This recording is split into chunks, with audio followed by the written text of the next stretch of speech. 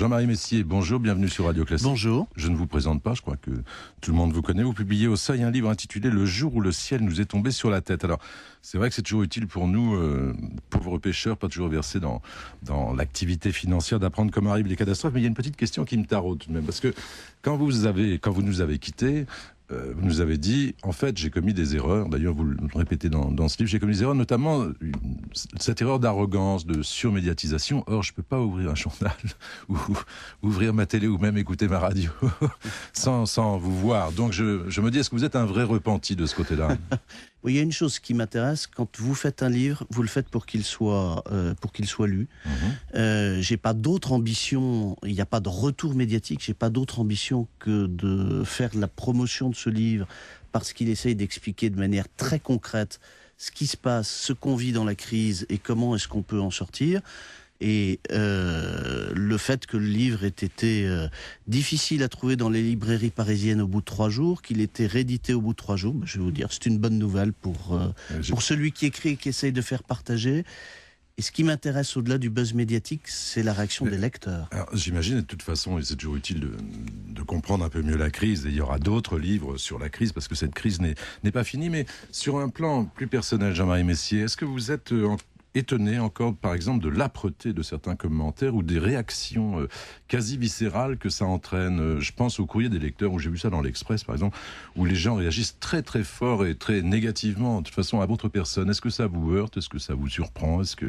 À une certaine époque, au moment de l'éclatement de la bulle Internet, par cette hypermédiatisation, je suis apparu bien contre mon gré comme un symbole. On est aujourd'hui dans une période de crise. Et dans une période de crise, il y a beaucoup d'angoisse. Que cette angoisse puisse s'exprimer chez certains sous la forme d'une agressivité, ça me paraît, hélas, normal. Il faut en tenir compte, il faut l'accepter, et il ne faut pas non plus s'arrêter là. Parce que c'est vrai que pour une réaction visible négative, vous avez beaucoup de réactions aussi d'intérêt derrière qui sont beaucoup plus silencieuses. Mais je parle simplement de l'opinion. Et vous savez pourquoi il y a ces réactions agressives de temps en temps, c'est qu'au fond, vous incarnez, alors à tort ou à raison, vous incarnez justement cette faillite des experts, des gens qui connaissaient la finance, des gens qui connaissent les affaires, et au fond, on vous associe à la crise quelque part.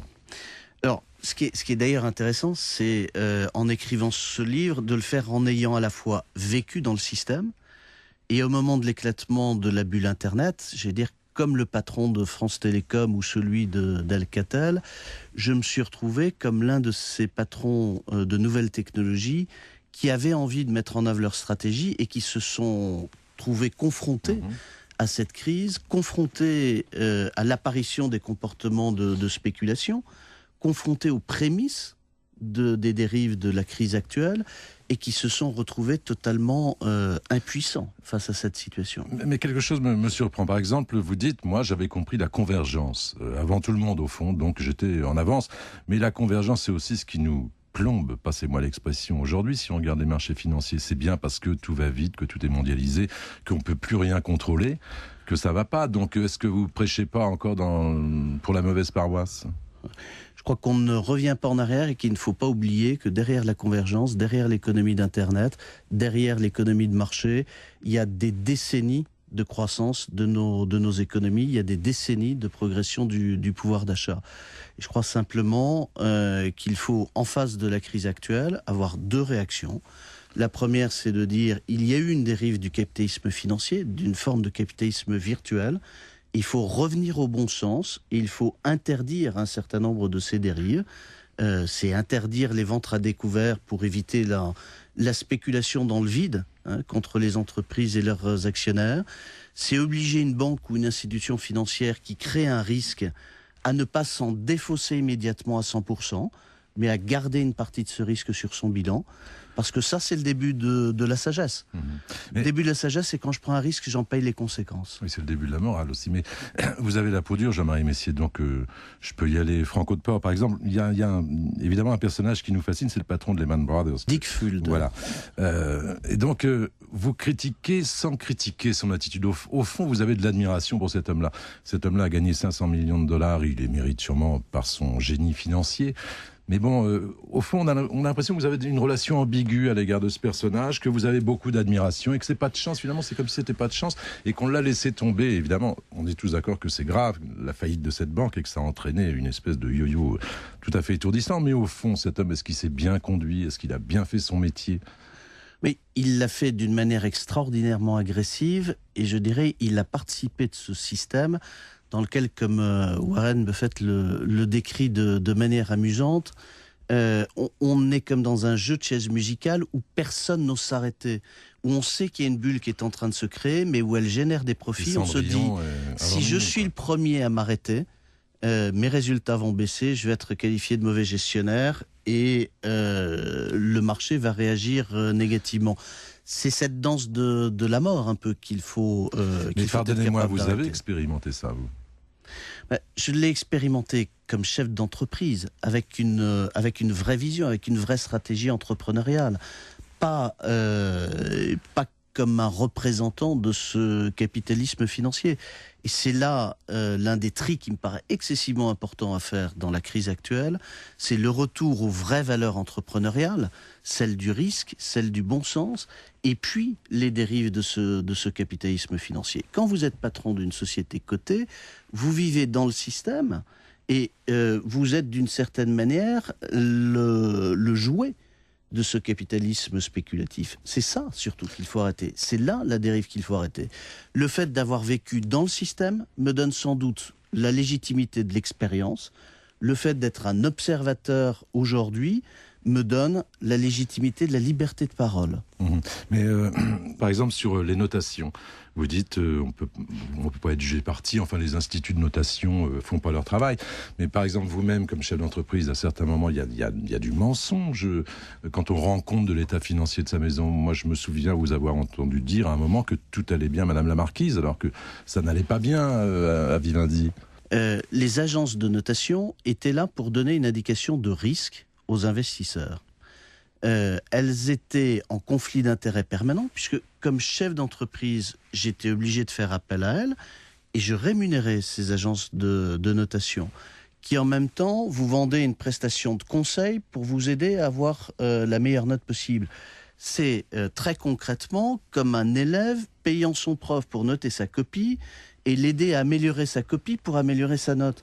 C'est un conflit d'intérêts insupportable. Et les agences de notation sont passées à côté. Elles sont passées à côté d'Enron, elles sont passées à côté de la bulle Internet, elles sont passées à côté des subprimes, elles sont passées à côté de la crise actuelle. Mais justement, Jean-Marie Messier, vous êtes à cheval entre New York et Paris, c'est votre métier, enfin vous faites un métier de conseil. Qu'est-ce que vous avez vu venir et quand l'avez-vous vu venir? Parce que c'est le problème de beaucoup de gens, et ça va être un problème lourd à porter pour les milieux financiers et économiques, c'est que on se demande où est la compétence, enfin en quoi on peut avoir confiance en des gens dont c'est le métier, qui n'ont pas vu les choses vraiment venir, ou même s'ils les ont vues, de toute façon ils ont continué à mener leur activité en serrant un peu les fesses, pardonnez-moi l'expression. Il faut à la fois voir venir et avoir une voix qui puisse être entendue. Et oui, il y avait des signes annonciateurs. Oui, ce que nous avons vécu au moment de l'éclatement de la bulle Internet en 2001-2002 était une préfiguration des dérives qui ont mené à cette crise. Mais donc, qu'a fait Jean-Marie Messier, patron de sa petite entreprise, maintenant de conseil? Vous avez alerté vos clients, qu'est-ce que vous avez fait? Pardon de le lire, mais ce livre, c'est justement la volonté de dire, basé sur mon expérience, basé sur ma liberté de parole aujourd'hui, on ne peut pas en rester à une analyse de la crise que la plupart des Français ne comprennent pas. On ne peut pas non plus en rester à des solutions de court terme, qui soient des solutions traditionnelles de relance, parce que si derrière on ne change pas les règles du jeu, cette crise reviendra sous une forme ou sous une autre dans quelques années. Et vous avez le sentiment qu'on vous écoute là où ça compte?